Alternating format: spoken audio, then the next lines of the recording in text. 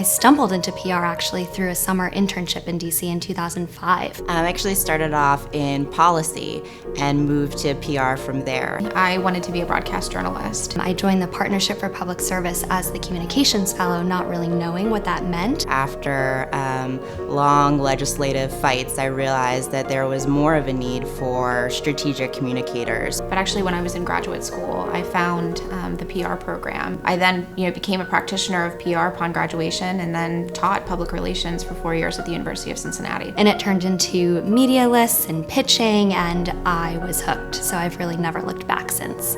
I think what I'm most proud of in my career thus far is making the move to Washington, D.C. and really kind of hitting the ground running. I think back on a few years ago when I ended up leading a study for Edelman on how members of Congress were using Twitter. One of the things that I'm very proud of with being able to head a whole division is being able to shape that division. We got a social analytics partner and did a whole study that dug into what members of Congress were saying, how often they were discussing legislation, if they were tweeting across the aisle to members of different political parties, things that were really new and fun. It's not just being able to serve our clients that I think is wonderful, but being able to really grow a small public relations organization into really an emerging leader in communications here in Washington, D.C. The best advice that I can give to a young professional today is to follow up with people and keep in touch. You never know when that person's going to be able to give you a job or lead you to the next